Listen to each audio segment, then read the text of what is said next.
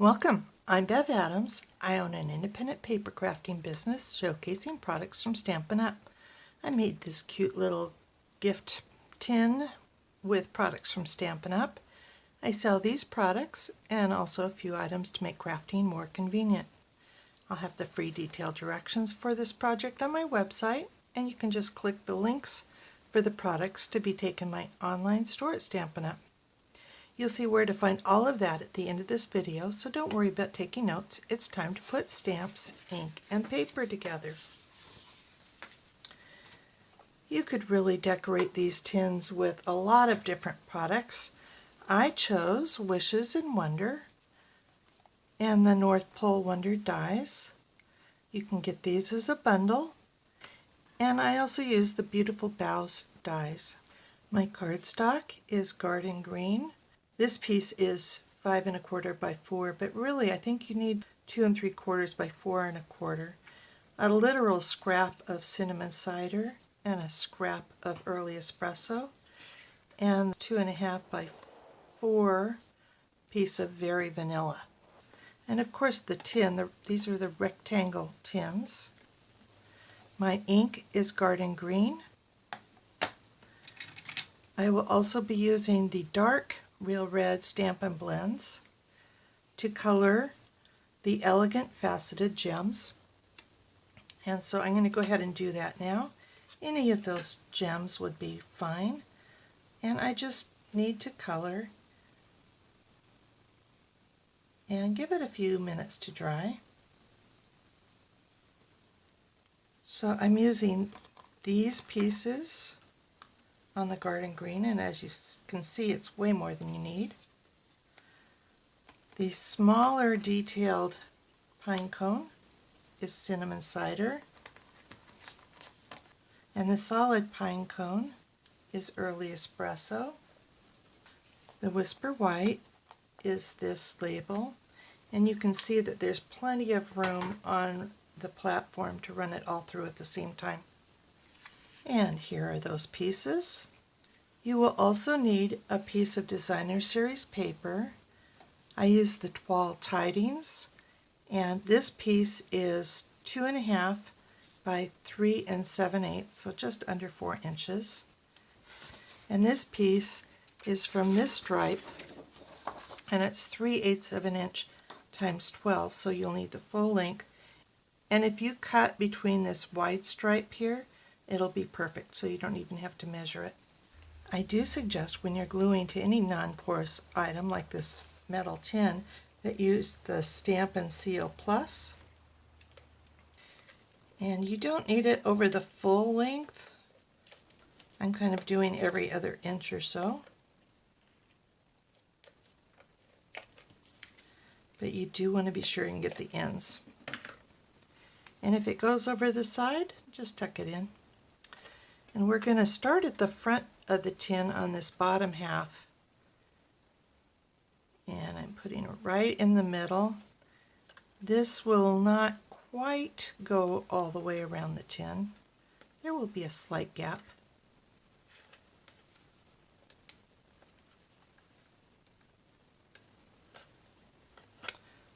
Almost.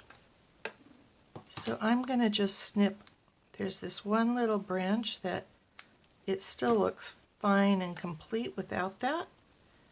And so I'm taking this tiny piece and I'm using my fine tip glue pen.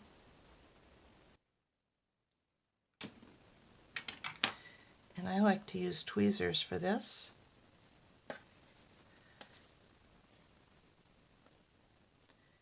And kind of disguising. It won't totally cover it, but it will pretty much disguise that.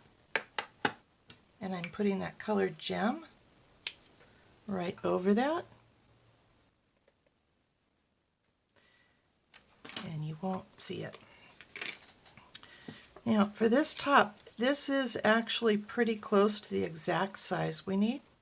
And if you have the detailed trio punch, this is really the perfect angle.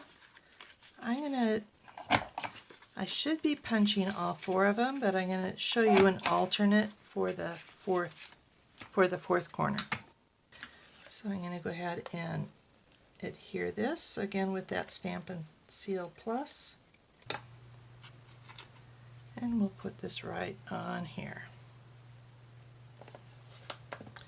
Now this last corner, if you don't have the detailed trio corner punch, you can use just an emery board, a nail file, to sand that off.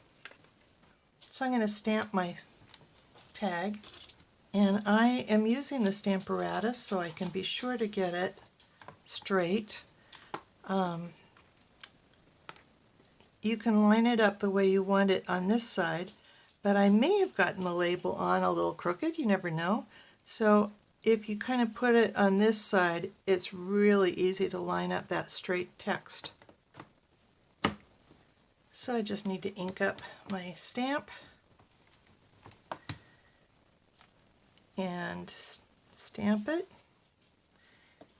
It seems I'm getting a perfect image every time. I think I've got just the right amount of ink.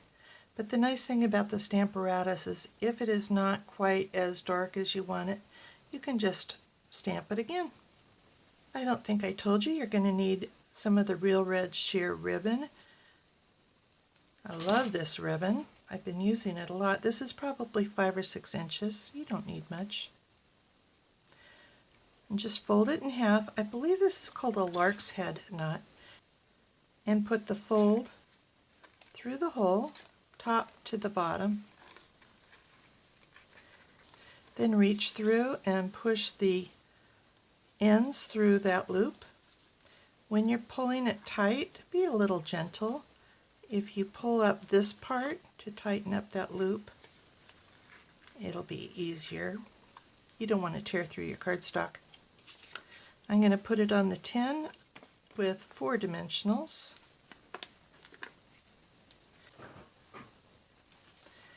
And put it on your tin. Be sure that you are facing the opening. And I'm pulling in my pine sprigs and snipping these apart. And again, I'm using my fine tip glue pen. You just need a little bit.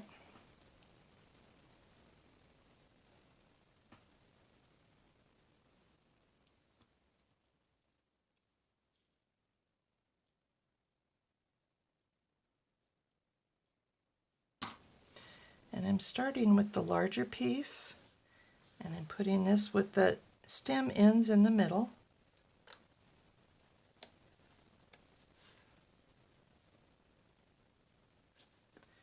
And off this way. Oops.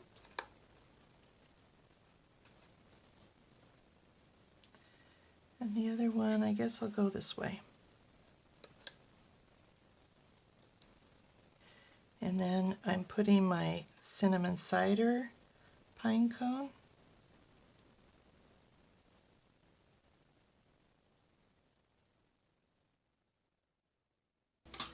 I'll put that right on top of the early espresso one.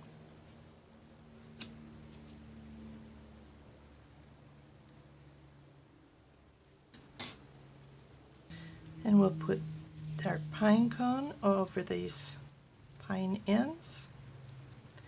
And there we have it. I think these tins are a perfect size for a little gift. Gift card, cash, diamond bracelets. You never know. Want to see what's in mine? Some of my favorite non-Stampin' Up! Tools.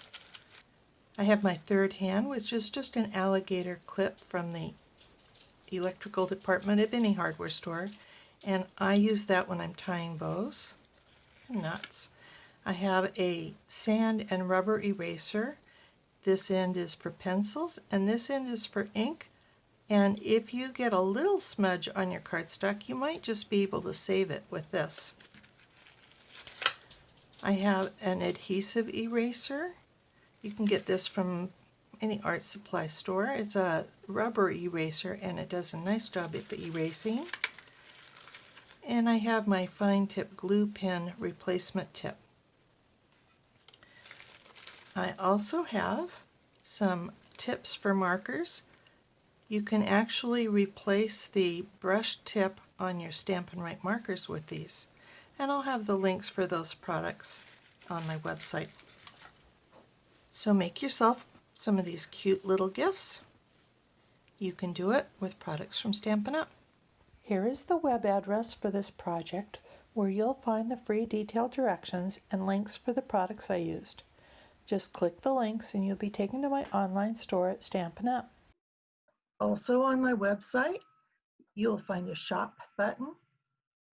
Under shop, you'll find products from Bev, shopping strategies, frequent shopper points, a link to my online store at Stampin' Up! When you click products from Bev, you'll find information about sharing my current products notebook in Evernote, and taggers. I started making taggers when all of those layering shapes came out, and it was so hard for me to figure out which one I used and how to tell somebody else which one I used. So I made taggers. Each tagger has the name of the dies, the item number, how many in the set, and each tagger has the size of that shape. I also sell my cardstock sampler, fine tip glue pen replacement tips, and large and small reclosable bags that I use for designer series paper, both the 6x6 and the 12x12. And I have a link for my friend's bow maker. Under inspiration, you can scroll my projects, look at the latest post, find out about the basics, which I've designed especially for new stampers, and techie tips. Under getting organized, you'll find links to stamp case slips, product labels, large labels, case inserts, ink refill cases, lots of coloring tools, a stamp pad storage solution for practically no money, catalog tabs, a quick reference, and a wish list with the catalog index, directions for my basic toolkit to go and my compact desktop toolbox. I have so many people looking for my Evernote current products notebook that I have a new tab just for that. You can find out how to share my searchable catalog. You can go to SIP Together and you can find out how to join my team so that you can either save money or make money. Thank you for stopping by. Talk to you soon.